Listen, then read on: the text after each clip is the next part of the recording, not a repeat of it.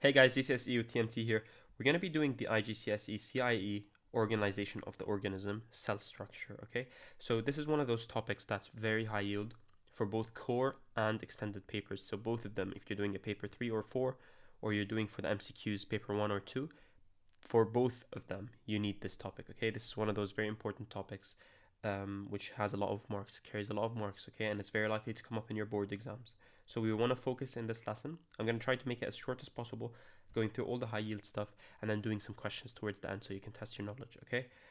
So yeah, without further ado, let's get started. Guys, just a heads up, I always include the specification or the syllabus in the videos, okay? So I have a slide always having the specification because that's all you need to know, okay? That's all you need to know for this individual topic. And once you do the entire playlist of all 21 videos or even more, I'm not sure by the time it's done how many videos there will be, but once you're done with all of them, you should have all of the possible questions they can ask you in an exam, or 90% of them at least. So it's more than what you need to get an A star. So stick with the syllabus, don't do any of the other stuff that you don't need, and you should be more than fine to get an A star, okay? So the first objectives here in the second unit in 2.1 is to describe and compare the structure of a plant cell with an animal cell, okay? Limited to these structures, okay guys? You don't need to know all the other structures that are there, not yet at least. Maybe we'll see them in other units, but for now, these are all the ones that you need to know, okay? So we're gonna do this now, and we're gonna do also the second point about the bacterial cells and understand their functions. So identify the cell structures. We also need to know their functions, okay guys? So all these 4 points I'm gonna do in the next couple of minutes, and then we'll head into the division and specialized cells, okay? So get your notebooks ready and focus, get some snacks if you need to, and let's start with the first point, guys. This right here is an animal cell, and this is a plant cell. Now, whenever you get a question, usually the animal cell will look a bit more floppy, and the plant cell will look a bit more rigid, like this one, okay? So it doesn't necessarily have to look like this. It could have, for example, very like different looking edges, for example, sorry, something like this. Okay, it doesn't have to have 4 edges always, okay? So it could look a bit different, but this is the general style of a plant cell. Now, a plant cell and an animal cell have a lot of features in common, okay? A lot of organelles in common.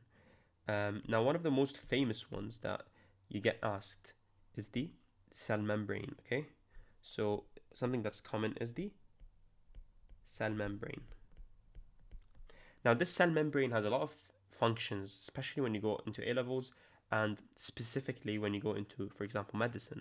You're going to find a lot of other features that you don't need to know for now, okay? A lot of the proteins that are there, a lot of the functions that are there, you don't need to know. For now, all you need to know that it controls what goes in and out of the cell, okay? And if you want to have active transport happening, if you want to have other processes happening, it's going to have to pass through the cell membrane, okay? So it sort of regulates what goes in and out of the cell. Think about it like, for example, a gate between two countries, okay? So this is the inside and this is the outside, all right? Now, the second thing that's common between animals and plant cells is a nucleus, okay? Now, a nucleus, I'm sure you guys heard of it. It basically controls what goes on in the cell, okay? And it has chromosomes inside. These chromosomes control eventually what's going to happen in the cell, the genes, okay? They contain the genes of the cell. So when a cell wants to replicate, that happens by the nucleus splitting so that you can have 2 new cells with 2 nuclei, okay? So that's the second one. It controls what happens in the cell. It's sort of the brain of the cell. You don't want to say that in your exam, but it sort of controls what happens in the cell, okay? The third thing you want to know is the mitochondria. Now, mitochondria are very important because they are where respiration happens, okay? So they are where aerobic respiration happens, which is the one where you need oxygen, okay? That's where that happens, all right, guys? That's where you make the most ATP, which is something you'll learn later, which is basically the currency of the cell. That's how it uses energy, okay? So when the cell wants to release energy, remember release, not make, because we talked about that in the first video. Go back to it if you don't know what I'm talking about. But that's where you release energy for processes that the cell needs, okay? The fourth thing you need to know that's common between both is ribosomes. Now, ribosomes is the site of protein synthesis, okay? That's where proteins are made. Now, there are other organelles which are linked to ribosomes, like the ROF-ER, okay? Endoplasmic reticulum. You don't need to know it for now, okay? But all you need to know, ribosomes is where protein synthesis happens, okay, guys? And one more common feature is the cytoplasm. Now the cytoplasm is where basically all the organelles are floating in, okay? It's like some jelly-like substance where all of the organelles are floating in. Now organelles are just these, it's a name for these, you can say parts of the cell, like the ribosomes, the mitochondria, they're called organelles, okay? Now one thing we need to remember for later is a lot of these organelles are what we call membrane bound. Now I'm not sure if they're going to ask you about this in your exams, but what you need to know is that bacteria don't have membrane-bound organelles like mitochondria or chloroplasts, okay? We're going to talk about it once we reach there, but they don't have those, okay? Why they do have stuff like cytoplasm. But for animals and plant cells, this is the things in common that you need to know for now, okay? Now, what's different is plant cells have a permanent vacuole. Now, that's where they store the cell sap, okay? And they have chloroplasts. Now chloroplasts are these green things because they have a pigment inside called chlorophyll, okay?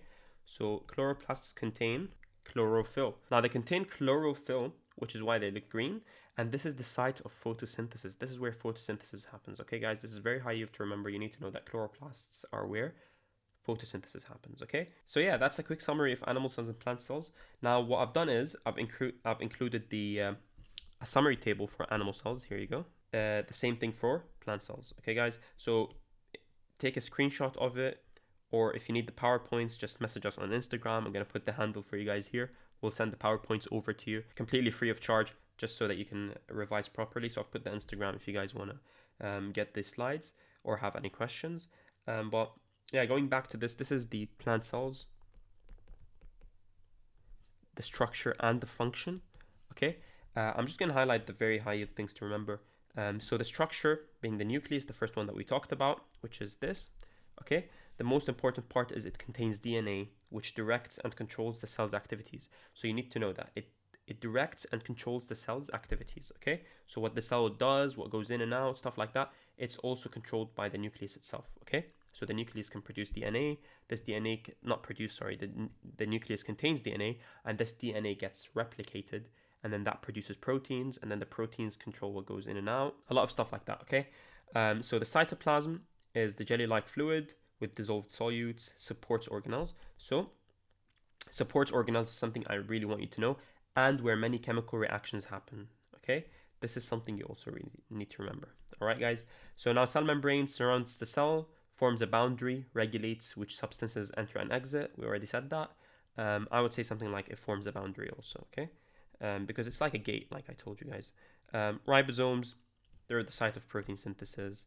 Mitochondria, aerobic respiration, releasing energy for the cell. All right, very straightforward for the animal cell. Same thing for the plant cell. The only thing that's different is the chloroplasts. It has chlorophyll, okay, which sort of traps light energy for photosynthesis, because you need light for photosynthesis. If you put a plant in the dark, it's not really going to grow that well. All right, you need light as it is needed for photosynthesis. Now, permanent vacuole. The reason we're saying permanent vacuole, because in animal cells you can have a vacuole, but it's not permanent, okay? But you don't want to say that in your exams. They don't really highlight it, so don't go over it. But they have permanent vacuoles filled with cell sap, okay? And it stores substances and provides support to the cell. So that's the main objectives that you need to know for these cells, all right? Now, in terms of bacteria, so this is a bacteria cell, all right? Now, bacteria have also something called a cell wall. Have I done that here? Cell wall. Yeah, we haven't gone over the cell wall actually. So the cell wall for the plant cell is composed of cellulose. That's very important to know because it distinguishes it from a lot of other things, okay? Including bacteria. Bacteria do have a cell wall, but it's not made out of cellulose. It's made out of something called peptidoglycan, okay? And it gives support and defines the cell's shape. Okay, so that's one more thing we forgot to highlight here. So that's your cell wall. Lovely. So it also has something called circular DNA. All right, or loop of DNA, whatever you want to call it. And this is called a plasmid. So plasmids are essentially just extra genes, okay? They're extra genes, or they're small rings of DNA that just float around in the cell, all right? They're extra. And the circular DNA is there, just like we have DNA. The exception is, like humans, animal cells, or plant cells, they have DNA, all right? But it's different because it's not in a nucleus and it's circular, which is a bit different to ours, all right? So it's circular, it's not in a nucleus, so they don't have a nucleus. So if they ask you what's the difference between a bacteria and an animal cell, you would say it doesn't have a nucleus, it has plasmids, it has a cell wall made out of peptidoglycan. Now, in terms of the ribosomes, bacteria actually have something called 70S ribosomes. We have something called 80S ribosomes. Now, the board doesn't really talk about this. I'm just going to go over it quickly because it's really interesting. So inside our mitochondria, we have things called 70S ribosomes. Now, you might ask me, aren't those the ones in bacteria? So yes, it is the ones in bacteria. And that brings on a theory called the endosymbiotic theory, which is that mitochondria used to be bacteria back in the day, all right? And then it came in and lived in animal cells, and they both benefit each other, where the mitochondria releases energy, and then the mitochondria itself has a place to be protected, okay? So the cell benefits from it, and it benefits from the cell. So yeah, that's the endosymbiotic theory, but it's a nice way to remember that the ribosomes are a bit different between humans and bacteria, but I wouldn't write that. It's different between animals and plant cells and bacteria, all right? I wouldn't write that in an exam. I would go over the higher yield stuff, like the circular DNA, the absence of a nucleus, the plasmid, the cell wall, before I go for something that's obscure and not directly mentioned in the syllabus, all right, guys? So yeah, that's the main differences. Also, some of them have a flagellum, all right? So some of them have a flagellum, whatever you want to call it. So that's the main difference. They do have cytoplasms. And yeah, so that's the main difference. Now we're going to go into specialized cells. So let's go back to the syllabus and see what it wants. So we've done point 1, 2, 3, and 4. So 1, 2, 3, and 4 done. Now we're moving on to point 5. So the importance of point 5 is that state that new cells are produced by division of existing cells, which makes a lot of sense. If you remember when we were talking about the nucleus, we said when a cell wants to divide, it usually divides and replicates its nucleus. So what happens is this nucleus sort of splits in half. I'm giving you guys a very much simplified version of what really happens, but it splits in half and you end up getting 2 new cells through a process called mitosis, okay? So a process called mitosis, and it brings 2 identical new cells, okay? So they're identical to the parent cell, all right? So that's what happens when you are producing a division of existing cells. You get new cells that are produced, okay, guys? Moving on to point number 6, state that specialized cells have specific functions. So I've also done a table that summarizes all of the stuff you need to know, all right? We're going to highlight some of this stuff in the adaptations, that way you don't have to memorize this whole thing, but I would really just focus on the things I'm going to highlight. Otherwise, this table summarizes about everything you need to know. So starting off with ciliated cells, they allow the movement of the mucus in the trachea and bronchi, all right? So the bronchi are part of your lungs, all right? So they're part of the, not part of your lungs themselves, but they're part of the structures that lead into your lungs, all right? So what happens is, so these cilia basically are tiny hair-like or finger projections, whatever you want to call them. They're like hairs, small hairs, all right? They beat rhythmically to sweep mucus and trapped particles upwards to the throat, right? So what happens is, think of it this way, you have many of those, okay? I'm just going to draw this, but think of it, you have many of them. They move the mucus, which traps all the particles, all right? Or the bacteria or whatever the pathogens are that the mucus traps, so that they don't go into your lungs, all right? It traps them, and then they go to your throat. That way you can swallow them, and then they get killed or destroyed with the stomach acid, all right, guys? So their function is very much summarized here. So they beat rhythmically to sweep mucus and trap particles upwards to the throat. Very straightforward and easy. That's ciliated cells, all right, guys? And remember where they are. They're in the trachea and the bronchi, all right? Now, sperm cells and egg cells, I think they're very straightforward. For the sperm cell, I'd remember the acrosome, okay? So it contains enzymes that help the sperm break through the egg, all right? So if we draw an egg here, all right? So an egg, and the sperm comes here, right? So the sperm has something here called the acrosome, all right, guys? So it has something called, and then there's, I'm horrible at drawing, but there's something called an acrosome. I'll actually just throw in a picture for you guys, which labels the acrosome. And that acrosome, basically, when it comes here, all right, with that little thing here, so it produces these enzymes, which breaks something called the zona pellucida in the egg cell. You don't need to know these names, but it breaks that layer, and it allows the sperm to get into the egg cell so that you can get a embryo forming or a fetus or whatever you want to call it, right? So That's the most important thing. And the second thing I would remember is that the mid piece is packed with mitochondria. Now, what did we say mitochondria is needed for? Releasing energy, right? Releases energy. Why? Because the sperm is going to move a lot. It has to move a very long distance to get to the egg, all right? So it has to swim a lot. So a lot of mitochondria are needed because we need a lot of energy, all right? So it makes sense there, right? And it has a haploid nucleus. Haploid just means it has half the amount of chromosomes that you usually have in cells. That way, when it joins with the egg, which also has half the amount, they form a full amount. Okay, any problems that happens in that stage causes you to have extra or less chromosomes, all right? And that causes a lot of diseases. Now, so egg cell, very much similar. Has a lot of cytoplasm and has a lot of nutrients in that cytoplasm to support the growth of the embryo, all right? Again, haploid nucleus. And after fertilization, the cell membrane changes, blocking entry of any additional sperm, so that you don't get many sperms in the same egg cell, because then there's going to be too many chromosomes, all right? What happens is, like I told you guys, after the sperm goes in, this shell hardens again, okay, outside this shell. It's called the zona pellucida. You don't need to know that it's called the zona. I'm not sure about its spelling, but it's something around pellucida, all right? I'll write down the spelling for you guys so that you can benefit from this, but it's not really in your specification. It's just fun. Just know it, all right? Nerve cells. I'll also add a picture of nerve cells for you guys, but they are important for the conduction of impulses. They're long in shape, which allows signals to travel between distant parts of the body, all right? So from your central nervous system to wherever the part is, like your fingertips, the long nerve cells allow for that to happen, all right? And it has branches and extensions to connect with other nerve cells. So it's like a network of a lot of nerve cells that connect together. So that's another good thing, okay? This is the main feature I'd want you guys to remember. It has a fatty sheath which insulates and speeds up nerve impulses, okay? So the axon is coated in a fatty sheath, all right? Sheath, not sheet, sheath. So you need to know that, guys, all right? So the last one being red blood cells. I think a lot of you guys already know what red blood cells do, but you need to know the features or the adaptations, which is that they have a biconcave disc shape, which gives them a larger surface area, all right? And they're packed with hemoglobin, which binds to oxygen for transport. And this is another very important part. They have no nucleus, which means you can have more hemoglobin, which allows you to carry more oxygen, which allows you to serve the purpose better of a red blood cell. So I think it's very straightforward. All right, guys. So that's all the 5 you need to know. So let's go and check the syllabus again. So we've done the ciliated cells, neurons, red blood cells, sperm cells, and egg cells. Now the 2 I haven't done are root hair cells and palisade mesophyll cells. All right. So root hair cells are adapted. So basically root hair cells look something like this, all right? Now what happens is these root hairs, all right, the root hair cells, sorry, they have a very high surface area. So they would have a vacuole that's large, that looks something like this, all right?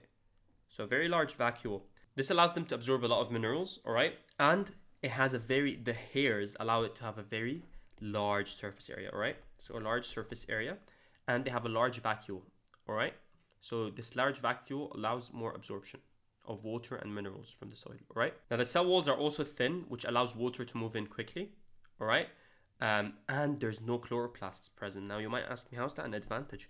Well, chloroplasts, like we said, these are not there, right? So we said they need light, right? They need light for photosynthesis. Well, there's no light in the roots. So it's a waste of energy, isn't it? So there's no chloroplasts in root hair cells. So we're done with root hair cells now. All right, we're left with palisade mesophyll cells. Palisade mesophyll cells, guys, which is the last one we need to know for specialized cells. The main thing I would say is that they contain a lot of chloroplasts, okay, so that they can have as much photosynthesis as possible. They're also column shaped, meaning they are shaped in a column, all right, and there's a lot of them, all right, packed beside each other. Now, this allows a maximization of the absorption of sunlight. So when the sunlight tries to go through, it doesn't, if it were like this, a lot of it would just pass through. But since they're column shaped, they can absorb more, all right? And since they're packed with chloroplasts, right, what happens is they absorb a lot of that sunlight, which means a lot more photosynthesis, right? So there's many of them, and they are under the upper epidermis. I'm going to put a picture for you guys so that you understand what I'm talking about. But that is it for palisade mesophyll cells. I wouldn't stress too much about it. We're going to cover them again in other units, all right? So we're going to also do the xylem, the phloem, all of that. That's also in other units. So don't worry about it too much for now, but know the other ones that I've told you, and know that they have a lot of chloroplasts and that they have a column shape, all right, guys? So that they can trap as much light as possible and do as much photosynthesis as possible. Now guys, for point number 7, this is very important to know. These 4 definitions are very, very high yield to know. All right, so cells, tissues, organs, and organ systems. Guys, please just memorize these 4. Very easy to understand as well. So cells are the basic structural and functional units of a living organism. Tissues are basically just when you have a group of cells, all right? They're all packed together and they carry out the same function. So for example, you have connective tissue in your body that holds things together. That's an example of a tissue, okay? So connective tissue is an example of a tissue where it's a group of cells that have a similar structure to carry out the same function. In terms of organs, they're basically when you have different tissues that form, for example, your stomach, right? Your stomach is formed of multiple different types of tissues. Some tissues that line it from the inside, some line it from the outside. They're made of different things, right? Just like, for example, your organ, like your heart, it's not made out of the same thing. There's a membrane outside, a membrane inside, the muscles, the fibers, stuff like that. It's different types of tissues that make the organs, right? And then they perform a specific function like pumping blood all over your body, right? Organ systems are a bit different also. They're just a group of organs with related functions that work together. Like, for example, an organ system is your respiratory system, all right? Made out of your lungs, your trachea, your diaphragm, and something else, for example, is your digestive system, where it's made out of your gut, it's made out of your stomach, it's made out of your mouth, all right? So there's a lot of systems, or a lot of organs, sorry, that work together, that have related functions to maintain body functions, all right? So they work together to maintain body functions, like, for example, maintain the absorption of nutrients, maintain your heart rate, your breathing rate, and so on. And with that, we finished the specification for 2.1, all right, guys? So, guys, all that we were left with is 2.2, which is the size of specimens. Now, this is the type of question where you get a microscopic image or an image of a leaf. Usually, they ask for magnification or actual size. Rarely do they ask you to find the image size, all right? So, let's say you have a image. Okay, they give you an image. All right, let's draw it as a circle or whatever. And then let's say they give you a leaf. And then with the leaf, you can read, using a ruler, that between this and this, the distance is 2.3 centimeters. All right, guys? It's 2.3 centimeters. So, and then they tell you that the magnification is 1000. X 1000. So even when you're writing the answer for magnification, make sure you put an X, all right? So it means it's a time 1,000 times. So what you're seeing here is 1,000 times bigger than what it actually is, okay? So 2.3 centimeters, and they ask you to find the actual size of the leaf, all right? The actual size of the leaf. So actual is here on the triangle, and image size is here. So the image size is 2.3 centimeters. And the magnification is 1,000, all right? X 1,000. So to find the actual is going to be the image over the magnification, all right? So image over magnification. So what's the image size? That is 2.3 centimeters. What's the magnification? 1,000. Now here's where a lot of people go wrong, all right? You don't want to write the actual size in centimeters. The actual size is usually something in micrometers. So you want to convert the centimeters to micrometers, which is way smaller, right? Like it's a way smaller measurement. So for example, if you had 1 kilogram, that's 1,000 grams. A gram is smaller than a kilogram, but the number goes bigger, right? Because you're expressing the same amount of kilograms in grams, right? So it has to be bigger, this number, because it's being represented by a smaller unit, right? So the same thing here, you're representing something in centimeters by using micrometers. So what's the conversion? These are the conversions you guys need to know. From centimeter to millimeter, it's times 10, all right? How do I remember this? Your ruler has between each, so if this was 0 centimeters and this was 1 centimeter, you're gonna have 10 jumps, right? Each jump is 1 millimeter. So you can use your ruler sort of to remember this. Now from a millimeter to a micrometer, it's times 1,000, which means if you're going this way, from micrometer to millimeter, it's divide by 1,000. And from millimeter to centimeter, it's divide by 10. Hopefully that makes sense, all right? So we're gonna move this from centimeters to what? To micrometers. So first of all, from centimeters to millimeter, that's the first step. We times it by 10. So 2.3 becomes 23. And then you times it by 1,000 to make it 2 micrometers. So it becomes 23,000. And then you divide it by 1,000 because that's our magnification. So your answer is, you chop away these 3 zeros to these 3 zeros, 23 over 1, 23 micrometers. So that's the actual size. All right, guys, we're going to do a question where you can try it out in a minute. But that is the specification for you guys. So we stated the formula. So you see how they said state and use the formula? This is a formula you need to know, guys. All right. So if they asked you for magnification, it's going to be this one over this one. So image over actual. All right. And if they asked you for image size, it's going to be actual times magnification. So you need to know all these three. You can just remember them using this triangle, which is I am. All right. And the second point is calculate the magnification and size of biological specimens using millimeters as units. So when they ask you to do it as millimeters, you don't need to do this last conversion. Okay, guys? You can just use this. But whenever you're writing down your final answer, put it in millimeters because that's what they're asking us. Okay? So when you're writing the size of biological units, use millimeters as your units. Put your final answer in millimeters, guys. I'm saying this again. Put your final answer in millimeters. That's what they want. All right? So in this case, it would have been 0.023 millimeters. That's the actual size. Okay? Clear? Which is 23 divided by 1,000. By the way. In this case, they said convert measurements between millimeters and micrometers, which is why I did that example in micrometers for you guys to understand. All right? Hopefully this makes sense for you. And the unit ultimately depends on what the question asks. But here they're saying using millimeters, so do it in millimeters unless they state otherwise, all right? If they say in micrometers, obviously do it in micrometers, all right? And yeah, guys, that's the end of the explanations, the end of the content for Unit 2, all right? So that's the end of the content for Unit 2. Now we're going to go into the questions now. So I've done some MCQs and paper 4s. If you need to pause so that you have time to solve the questions, do so, because the answer is here and I'm going to reveal it after I'm done reading the question and explaining it to you guys, all right?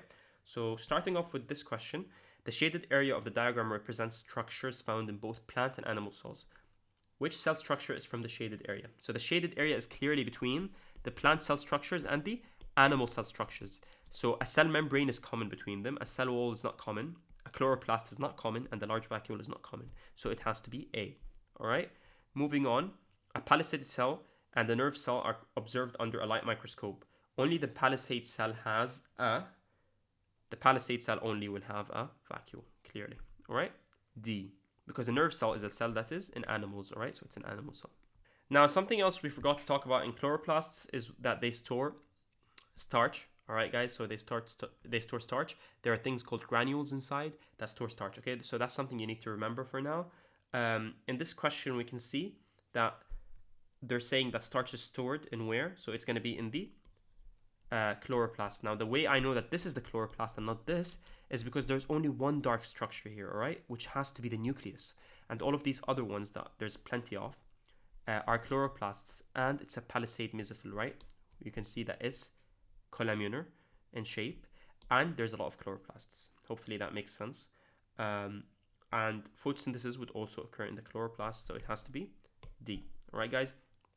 Which row describes a root hair cell?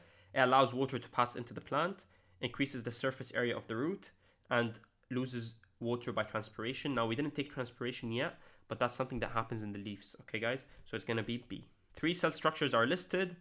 Which structures are found in palisade cells and in liver cells? Okay? So in palisade cells, meaning plant cells, right?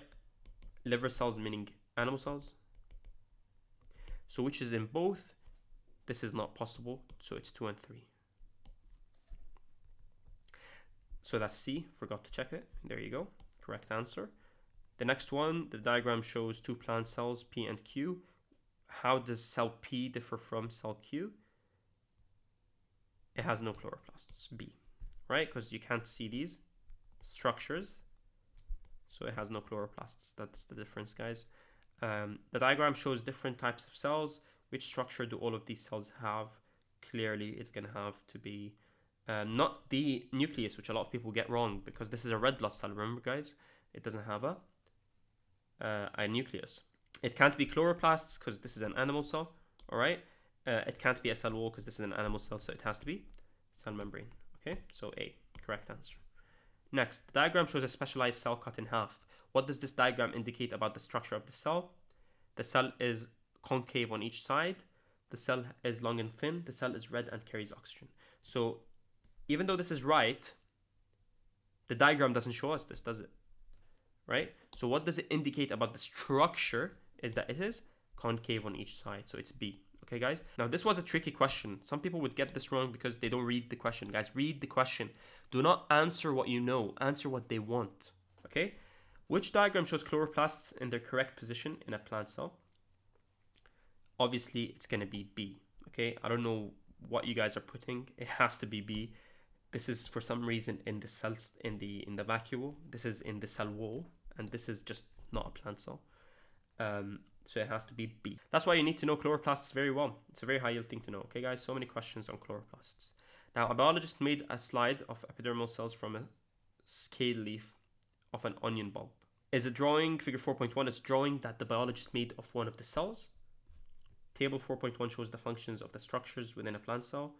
Complete the table by naming the part of the cell that carries out each function. Okay, so guys, read the question, give yourself some time, try to do it.